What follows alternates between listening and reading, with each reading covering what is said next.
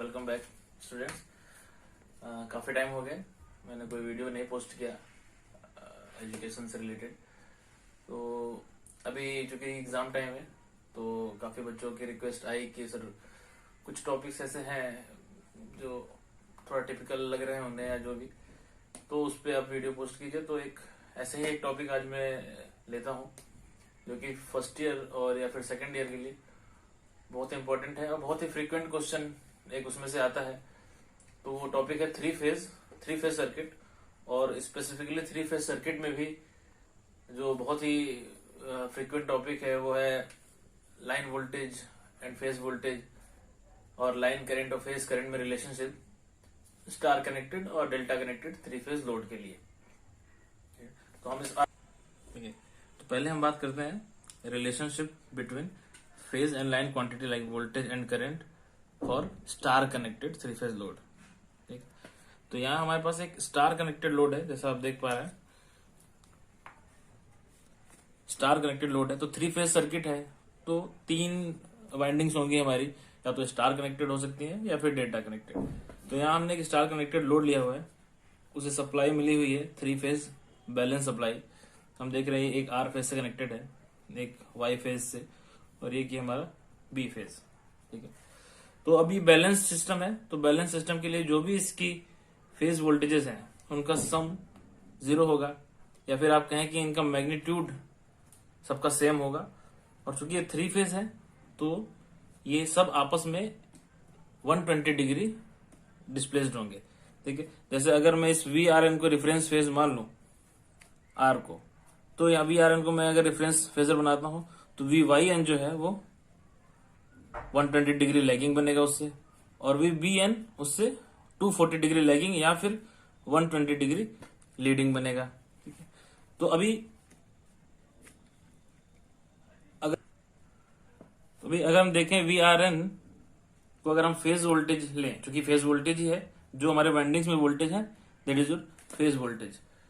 तो इस phase voltage को वी आर एन को अगर मैं वी पी एंगल 0 लिख लूं तो ऑब्वियस है कि हम वी बाई एन को क्या लिखेंगे, वी पी एंगल -120, और वी बी एन को क्या लिखेंगे, वी पी एंगल +120, या फिर आप लिख सकते हैं वी पी एंगल -240।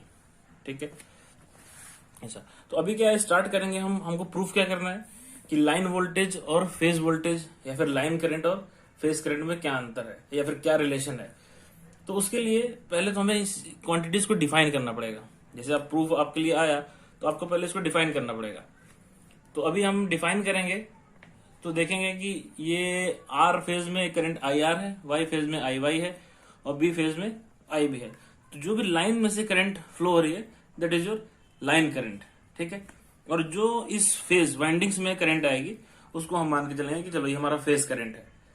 ठीक, और वोल्टेज की बात करें तो जो दो लाइन के बीच में वोल्टेज है वो आपका लाइन वोल्टेज है। जैसे यहाँ पे V R Y, V Y B और वी बी आर हमारे लाइन वोल्टेजेस हैं, और जो फेज में वोल्टेज है लाइन टू न्यूट्रल उसको हम बोलेंगे फेज वोल्टेज। जैसे ये V R N, V Y N और वी बी एन।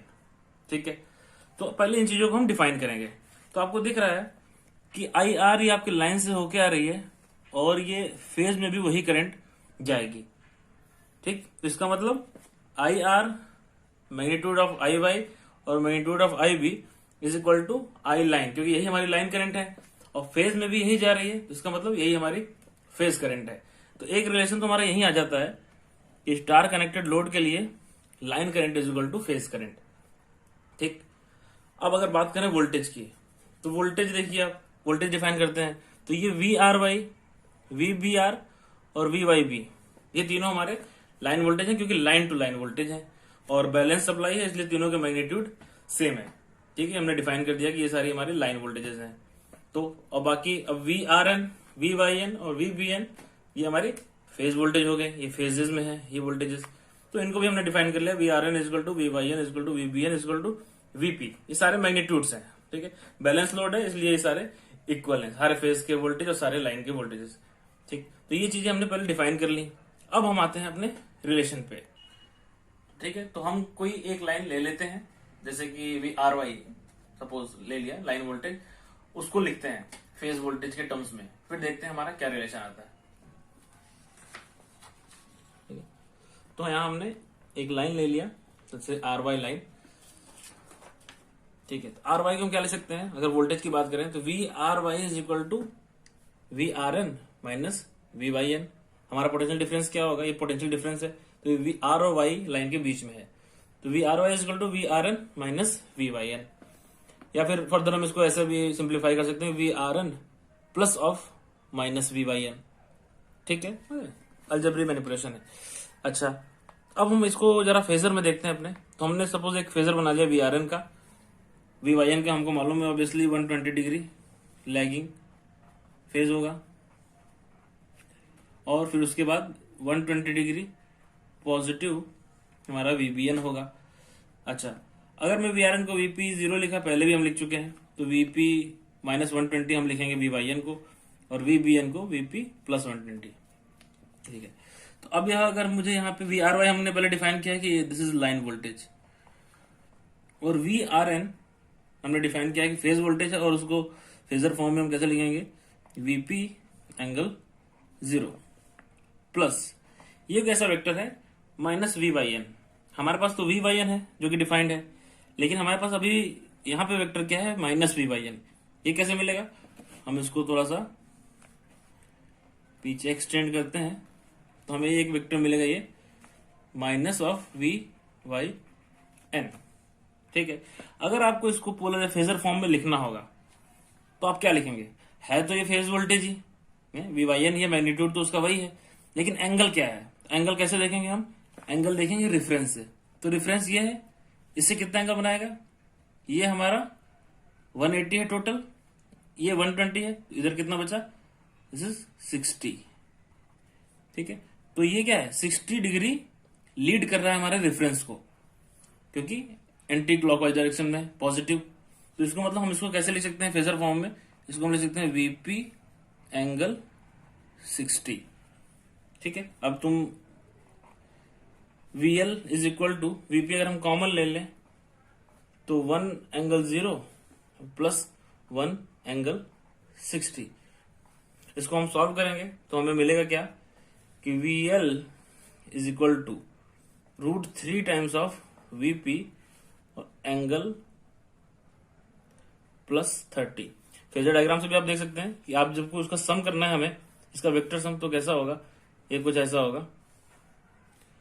तो उसका वेक्टर सम मिलेगा हमको वी आर वाई, जो कि 30 डिग्री लीड है। तो हमको फेजर से भी पहले ही मिल चुका कि जो लाइन वोल्टेज है वो फेज वोल्टेज को लीड करेगा 30 डिग्री, और यहाँ मैथमेटिकली भी हमने देख लिया। तो इससे क्या कंक्लूजन निकला कि मैग्नीट्यूड जो है लाइन वोल्टेज का, that is equal to √3 times of phase voltage. ठीक है, और ये एंगल 30 क्या बता रहा है कि line voltage leads the phase voltage by 30 degree. ठीक है, अच्छा, अब एक ही लाइन हमने लिया अभी वी आर वाई, तो हम कंक्लूजन तो कर नहीं सकते कि V L is equal to √3 VP, तो एक लाइन और ले लेते हैं, एक लाइन और ले लेते हैं, उसमें भी अगर सेम रिलेशन आता है तो फिर हम इसको कंक्लूड कर सकते हैं कि भाई ये एक रिलेशन होगा कि line voltage is equal to √3 ऑफ फेज वोल्टेज। तो अभी कोई और लाइन ले लेते हैं, जैसे वी वाई भी ले लेते हैं। तो अभी हमने लिया वी वाई बी, तो वी वाई बी को कैसे लिख सकते हैं आप, हम लिख सकते हैं V Y N minus V B N. ठीक है, पोटेंशियल डिफरेंस, इसको फिर से उसी तरह से जैसे ऊपर किया हमने, V Y N plus of minus V B N. अच्छा, वी वाई एन को हम पहले भी लिख चुके, वी इधर वी वाई भी चल रहा है, ये क्या है, ये हमारा लाइन वोल्टेज है। वी वाई एन को हम पहले डिफाइन कर रखे हैं, this is VP angle minus 120 plus minus of V B N क्या है, हमारे पास वी बी एन है इधर, इसको हम एक्सटेंड करते हैं तो ये हमें क्या मिलेगा, minus of V B N. अब वीबीएन माइनस ऑफ वीबीएन को हमको फेजर फॉर्म में डिफाइन करना होगा, तो क्या होगा, ये मैग्नीट्यूड तो इसका भी वीपी ही होगा because it is phase voltage, और एंगल क्या है, तो फिर से हम देखते हैं, ये पूरा एंगल 180, उसमें से ये 120, तो इधर बचा ये 60।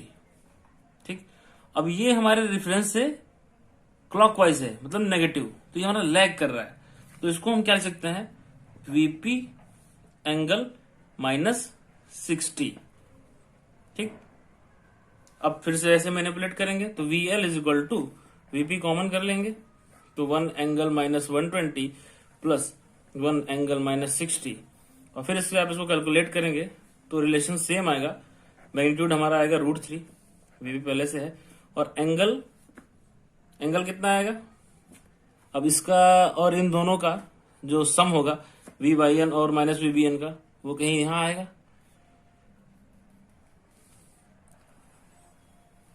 ठीक, ये हमारा होगा वी बाई बी, तो एंगल यहां पे आप देख रहे होंगे -90 आ रहा होगा।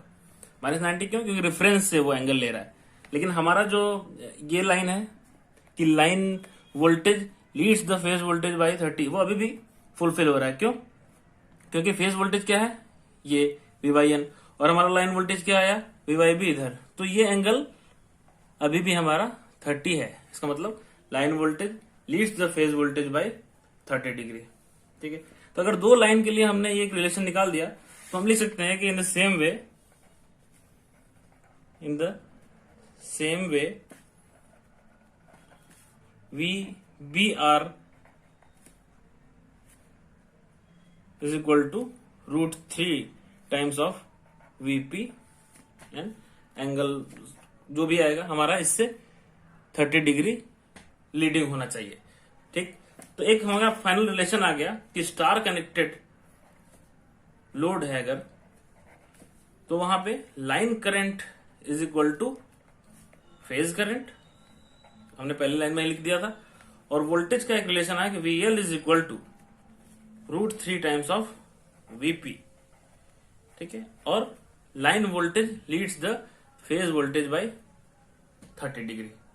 ओके, ठीक है, तो अभी क्या है, अब यही सेम लाइन वोल्टेज और फेज वोल्टेज, लाइन करंट और फेज करंट का रिलेशन हम फाइंड करेंगे किसके लिए, डेल्टा कनेक्टेड लोड के लिए। ठीक है, तो अभी डेल्टा कनेक्टेड लोड की बात करें तो हमने देखा यहां पे हमने एक डेल्टा कनेक्टेड लोड बना रखा है। ठीक है, इसको भी 3 फेज हम बैलेंस सप्लाई दी है, R Y and B phase. ठीक है, अभी हम देखते हैं वो सारी चीजें करंट्स हम डिफाइन करेंगे यहां भी पहले की तरह। तो हम देख रहे हैं कि आर लाइन से जो करंट आ रही है दैट इज आई आर, इस लाइन से जो करंट आ रही है वो आई वाई, यहां से जो करंट आ रही है वो आई बी। तो ये हमारी सारी क्या हो गई, लाइन करंट्स। ठीक है, जो दो लाइन के बीच में वोल्टेजेस हैं वो सारे लाइन वोल्टेजेस। ठीक, और अब अगर हम अब वाइंडिंग में देखें करंट, जो वाइंडिंग में करंट है वो फेज करंट होता है। स्टार में हमने देखा कि जो लाइन से करंट आ रही थी वाइंडिंग से भी वही जा रही थी, लेकिन यहां क्या आप देख रहे हैं, जो लाइन से करंट आ रही है वो इस नोड पे डिवाइड हो रही है, तो इसका मतलब जो लाइन करंट है वो फेज करंट के बराबर नहीं है। तो यहां हमें लाइन करंट और फेज करंट में कुछ रिलेशन मिलेगा, आगे हम करेंगे। वोल्टेज की बात करें, तुम देख रहे हो कि वी आर वाई, अगर हमारा कोई एक लाइन वोल्टेज है तो किसके बीच में है, आर और वाई फेज। ठीक, तो ये V R Y line voltage है, लेकिन फेज भी अगर देखें हम इसके बीच का वोल्टेज, तो वो क्या होगा, वी आर वी वाई, तो वी आर वाई इसके बीच भी वही वोल्टेज है। इसका मतलब डेल्टा कनेक्टेड लोड के लिए हमारा लाइन वोल्टेज हमारा फेज वोल्टेज दोनों सेम होगा। ठीक, जैसे कि स्टार कनेक्टेड लोड में था line current phase current same था, उसी तरह यहाँ पे लाइन वोल्टेज और फेज वोल्टेज हमारा सेम है। ठीक है, बाकी लाइन करंट और फेज करंट के बीच रिलेशन हम फाइंड करेंगे। तो सेम उसी टाइप से हम पहले चीजों को डिफाइन करेंगे, जैसे कि यहाँ पे V R Y magnitude is equal to V Y B is equal to V B R. ये हमारे क्या हो गए, ये हमारे लाइन वोल्टेज भी हैं और सेम यही हमारे फेज वोल्टेज भी है। ठीक है, अभी हमने देखा कैसे। अब करंट की बात करें तो हमको मालूम है आई आर, लाइन से करंट आ रही है, I R is equal to I Y is equal to I B is equal to, ये हमारे क्या हो गए, लाइन से आ रही है तो लाइन करंट आई एल हो गई। ठीक है, अब फेजेस में कौन सी करंट है, तो हमने कुछ एज्यूम कर रखा आई वन, आई टू और आई थ्री एक सीक्वेंस में। तो हम डिफाइन करेंगे कि I one is equal to I two is equal to I three, ये हमारी फेज करंट होगी। ठीक है, तो यहां हमने करंट्स और वोल्टेज सारे डिफाइन कर दिए। ठीक है, तो अब उसी तरह से फेजर हम यहाँ पे एक बनाएंगे, कैसा, जैसे लाइन कर वहां हम फेज वोल्टेज का बना रहे थे, यहां हम बनाएंगे फेज करंट्स का। ठीक है, तो जैसे कि अगर मैं आई वन को रेफरेंस ले लूं, आई वन, ठीक है, तो आई टू हमारा कैसा होगा, आई टू हमारा 120 डिग्री अपार्ट होगा थ्री फेज सर्किट में, और आई थ्री कैसा होगा, उसके 120 डिग्री अपार्ट। ठीक, तो अगर ये सारे फेज करंट्स हैं, हम इसको फेजर फॉर्म में लिखना चाहें तो आई वन को हम क्या लिख सकते हैं, आई पी एंगल 0, क्योंकि ये रेफरेंस है, और ये जो है उससे -120 डिग्री फेज डिफरेंस है, इसको हम ले सकते हैं आई पी एंगल -120, और इसको क्या ले सकते हैं, आई पी एंगल 120 प्लस 120। ठीक है, तो जैसे उसमें हमने स्टार्ट किया कि एक लाइन वोल्टेज लिया, फिर उसको फेज वोल्टेज के टर्म में कैलकुलेट किया, सेम वही चीज यहां करेंगे। तो आप कोई भी एक लाइन करंट उठा लीजिए, तो लाइन करंट कौन सी हमारे, एक तो आई आर है, आई वाई है, आई बी है, कोई भी एक उठा लेते हैं, जैसे आई आर। तो आई आर क्या होगा, अगर हम देखें तो इस नोड पे अगर केसीएल देखें, किरचॉफ करंट लॉ, तो आई आर इनकमिंग है, आई थ्री इनकमिंग है, आई वन आउट गोइंग है। तो केसीएल क्या बोलता है, incoming current is equal to outgoing current at a particular node. तो इनकमिंग है आई आर और plus I three, outgoing है आई वन। तो हम क्या लिख सकते हैं, I R is equal to I one minus I three. ठीक है, उसी तरह फिर आगे आई आर हमने पहले डिफाइन कर रखा क्या है, लाइन करंट है, तो ये हो जाएगा आई एल। आई वन को हम ले सकते हैं आई पी एंगल 0। ठीक है, और plus minus of I three, फिर जैसे यहां पे माइनस ऑफ आई थ्री आएगा, मान लो ये माइनस ऑफ आई थ्री है, इसको हमको लिखना है, तो हम क्या लिख सकते हैं इसको फेजर फॉर्म में, माइनस ऑफ आई थ्री को, तो आई थ्री कहां है हमारा, इधर है, इसको एक्सटेंड करना पड़ेगा हमको, तो ये हमें मिलेगा माइनस आई थ्री। ठीक है, तो माइनस आई थ्री कितना होगा, ये पूरा 180, ये 120, तो इधर हमारा ये 60 है, और रिफरेंस करंट से लैगिंग है, तो इसको हम क्या लिख सकते हैं, आई पी एंगल -60। ठीक है, लिख सकते हैं इसको। अब यहां पे आप देखोगे कि जो रिजल्टिंग करंट आएगा यही हमारा आई आर होगा। ठीक है, और वो कितना होगा, 30 डिग्री लैगिंग आ रहा है। अभी हम थियोरेटिकली भी देख लेते हैं आता है कि नहीं। तो हाँ, माइनस आई थ्री को हम क्या लिख सकते हैं, आई पी एंगल -60, तो हमने इसको लिख लिया आई पी एंगल -60। ठीक है, ठीक उसी तरह से आई पी हमने कॉमन किया, अंदर हो गया 1 एंगल 0 प्लस 1 एंगल -60, हमने कैलकुलेट किया इसको, तो I L is equal to I R √3 I P और एंगल -30। इसका मतलब line current is equal to √3 times of phase current magnitude wise. और एक कंक्लूजन और क्या है हमारा, line current lags the phase current, lags the phase current by 30 degree. ठीक है, थ्योरेटिकली भी हमने प्रूव कर लिया, -30 आया लाइन करंट। ठीक है, तो अभी भी सिर्फ एक लाइन लेके हम कंक्लूजन नहीं निकाल सकते, तो कोई एक लाइन और लेके हमें देखना पड़ेगा। ठीक है, तो हम कोई एक लाइन करंट और ले लेते हैं, तो हमारे पास नेक्स्ट एक लाइन हम आई वाई ले सकते हैं, आई वाई देख लेते हैं करके, आई वाई को हम क्या ले सकते हैं, आई वाई आप देख रहे थे यहाँ पे, तो आई वाई कहाँ करंट जा रही है, ये इस नोड पे, ठीक, इस नोड पे आई वाई है हमारी। तो I Y is incoming here, I one भी इनकमिंग है और आई टू हमारी आउटगोइंग है। तो केसीएल लगाएंगे तो I Y is equal to I two minus I one, इसको लिख सकते हैं I Y is equal to I two minus I one, ठीक है। तो आई वाई तो हमारे लाइन करंट है, डिफाइन कर रखा हमने पहले, और इसको हम फिर से लिख सकते हैं I two plus minus of I one. I two को हमने क्या लिखा है फेजर में आप देखेंगे, तो आई टू को हमने लिखा है आई पी एंगल माइनस 120, ठीक, और हमें एक क्वांटिटी और चाहिए माइनस आई वन, ठीक है। तो माइनस आई वन कैसे मिलेगा, आई वन है इधर, तो इसको हम पीछे एक्सटेंड करेंगे तो ये हमें मिलेगा माइनस आई वन, ठीक है। तो माइनस आई वन को आप क्या लिख सकते हैं,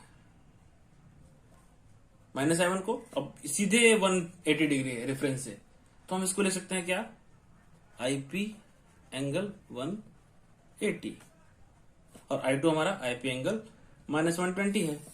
आई टू की जगह पे हम लिखते हैं आई पी एंगल माइनस 120 और प्लस आई वन की जगह पे आई पी एंगल 180, ठीक है। तो अभी फेजर डायग्राम से देखें तो इसका रिजल्टेंट कहां जाएगा, आई टू और आई माइनस आई वन, तो इसका मतलब ये कहीं पैरेललोग्राम करेंगे इसका, तो ये कुछ इधर आएगा, ठीक। तो अभी भी क्या होगा कि ये लाइन करंट जो है हमारी फेज करंट को, जो भी ये फेज करंट होगी, जो फेज करंट आएगा उसको हमको लैग करेगा 30 डिग्री से, लाइन करंट 30 डिग्री लैगिंग होगा। तो यहां से भी आप देखेंगे, इसको कैलकुलेट करेंगे तो आपका रिलेशन क्या आएगा, I L is equal to √3 I P, angle कितना आना चाहिए, कितना आना चाहिए, यहाँ पे एंगल हमारा आना चाहिए रेफरेंस से अगर देखेंगे तो ये कितना होगा 120 माइनस में और प्लस 30, मतलब माइनस 120 माइनस 30, तो माइनस 150। तो इससे भी आप बता सकते हैं कि हमारा जो लाइन फेजर होगा वो फेज करंट से 30 डिग्री लैगिंग होगा, ठीक है। तो इस सेम वे तो हम यहां लिख सकते हैं, दो लाइन का हमने चेक कर लिया, तो सेम वे आई बी के लिए भी यही कंडीशन होगी। तो हम कंक्लूड कर सकते हैं कि फॉर डेल्टा कनेक्टेड लोड